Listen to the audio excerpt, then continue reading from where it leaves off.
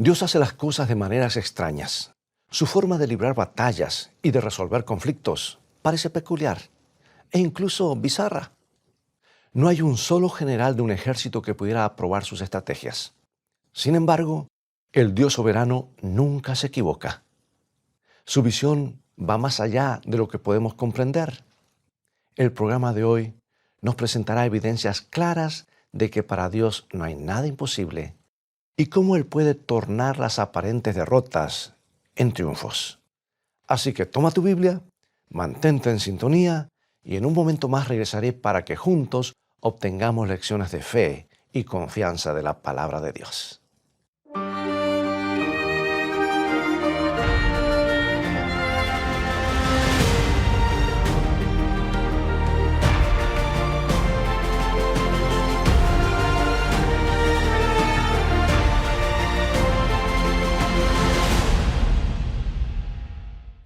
Trata de imaginar que eres un vigía en lo alto de la muralla de la antigua ciudad de Jericó. Jericó es una ciudad opulenta y orgullosa, ubicada justo dentro de los límites de la tierra que Dios le había prometido al pueblo de Israel, que acababa de escapar o salir de la esclavitud de Egipto. La ciudad era un centro de adoración idólatra, estaba fuertemente fortificada y estaba preparada para desafiar al Dios del cielo.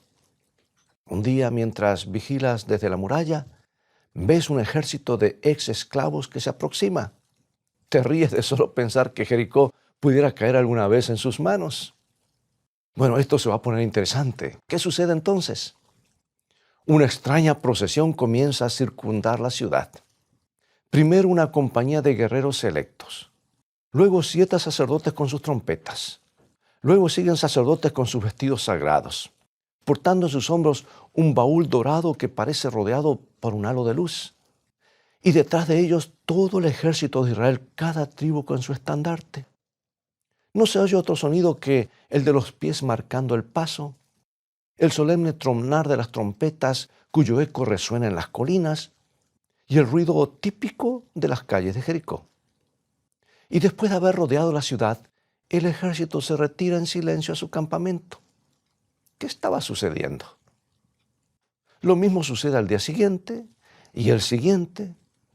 Pero hay algo misterioso en todo eso, algo que incluso da miedo. ¿Qué podrá significar? Hablas con otros vigías, les informas a las autoridades de cada movimiento del ejército hebreo. Entonces recuerdas que el Mar Rojo se abrió por la mitad para que pasara ese pueblo y que también se había abierto el río Jordán para que pudieran atravesarlo en la época de mayor caudal. El Jordán está demasiado cerca como para quedarse tranquilos. ¿Qué hará el Dios de los hebreos ahora? Y así durante 6 días dieron una sola vuelta alrededor de la ciudad, nada más que una vuelta. Ahora es el amanecer del séptimo día, el séptimo día que llamamos de asedio y de caminatas alrededor de los muros, y comienza a suceder algo extraño y premonitorio. El ejército no se detiene después de dar una vuelta completa alrededor de la ciudad. Continúa una segunda vez y una tercera y una cuarta, 6 veces en total. ¿Qué gran acontecimiento está por suceder? ¿Qué ocurrirá ahora? No tienes que esperar demasiado. Luego de dar la 7ª vuelta alrededor de la ciudad, el ejército se detiene. Las trompetas habían estado en silencio por algún tiempo, pero ahora estallan en un toque que hace temblar la tierra.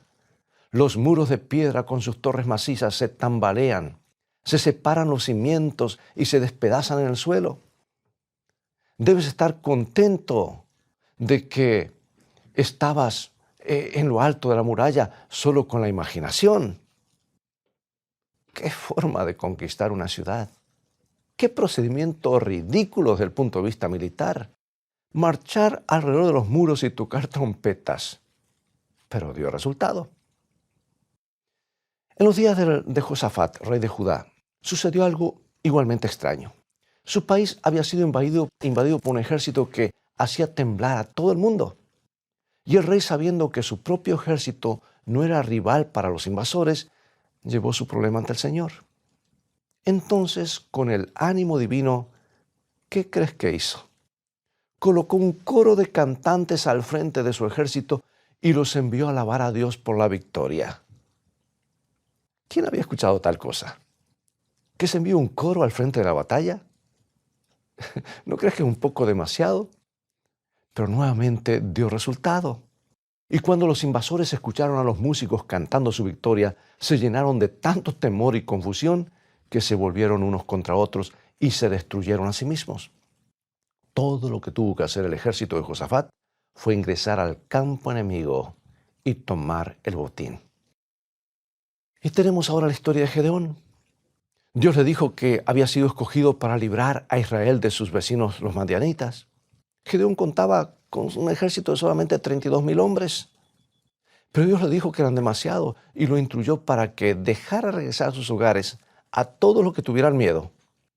22,000 hombres se fueron a sus casas, dejando solo 10,000. Pero Dios le dijo que todavía eran muchos. Y le dijo a Gedeón que hiciera pasar a sus hombres por una pequeña prueba de agudeza mental y dedicación a la tarea. El test consistía en beber agua del arroyo. La mayoría de los hombres doblaron sus rodillas para beber. Pero hubo 300 guerreros que estuvieron alertas en todo momento y apenas se inclinaron para recoger el agua en la mano y bebieron sin detener la marcha. Se le dijo a Gedeón que enviara a todo el mundo a sus casas con excepción de esos 300. Gedeón tembló cuando pensó en la batalla que tenía por delante. Pero el estímulo de Dios, y con ese estímulo y bajo su dirección, dividió a los 300 hombres en 3 compañías. Cada hombre recibió una trompeta, también una antorcha encendida, con una vasija de barro, un cántaro. Las 3 compañías se acercaron al campamento enemigo desde distintos puntos.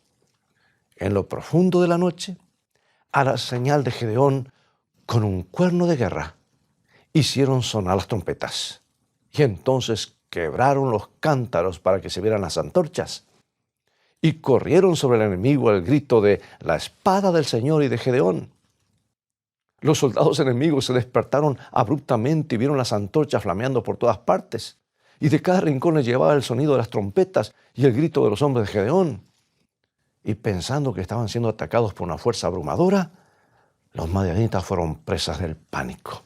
Y al huir para salvar sus vidas, confundieron a sus compañeros con enemigos y se destruyeron mutuamente. ¡Qué forma extraña de pelear! Tocando trompetas, rompiendo cántaros, gritando. ¿Por qué usaron esos métodos no convencionales? Encontramos la respuesta en las indicaciones que Dios le dio a Gedeón en el libro de Jueces, capítulo 7, versículo 2. Dice así lo siguiente. El pueblo que está contigo es mucho para que yo entregue a los madianitas en su mano. No sea que se alabe Israel contra mí diciendo, mi mano me ha salvado. ¿Lo ves? Dios obra de maneras simples, hasta aparentemente ridículas, con poco potencial, incapaces de producir resultados. Obra así para que nunca podamos decir que el logro fue nuestro. Bueno, así sucedió también en los días del profeta Elías. Varias veces en nuestro programa hemos descrito la confrontación que tuvo lugar en el Monte Carmelo entre Elías y los 400 profetas adoradores del sol, adoradores de Baal.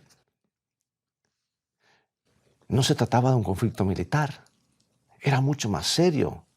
Se habría de demostrar definitivamente ante la mirada de todo el pueblo, y yo diría ante el universo, quién era el verdadero Dios. Fue una de las mayores confrontaciones de todos los tiempos. Ahora recuerda que Elías sugirió un plan para resolver la cuestión y los profetas de Baal, el dios Sol, aceptaron a regañadientes. Debían presentar un sacrificio sobre su altar y pedirle a sus dioses que enviaran fuego para consumirlo. Y luego Elías haría lo mismo. El Dios que enviara fuego demostraría que era el Dios verdadero. Y la propuesta era suficientemente imparcial como para rechazarla. Así que los profetas de Baal prepararon su sacrificio y entonces oraron y rogaron y se manifestaron hasta el atardecer, pero nada sucedió. Entonces se dieron por vencidos. Todos miraron a Elías mientras preparaba el altar del Señor y colocaba el sacrificio sobre él. Pero un momento, ¿qué está haciendo? Les pide a algunas personas que empapen el sacrificio, la leña y el altar. Y la canaleta, o sea, la zanja que habían cavado alrededor con agua, que la llenen de agua. 12 barriles de agua. Uno diría, no es una medida inteligente. Esa persona no sabe encender un fuego. ¿Espera que esa leña se encienda? Elías hizo una simple oración y de inmediato las llamas del fuego, como brillantes rayos, descendieron del cielo, consumieron el sacrificio, evaporaron el agua de la zanja o la canaleta y hasta quemaron las piedras del altar. Amigo y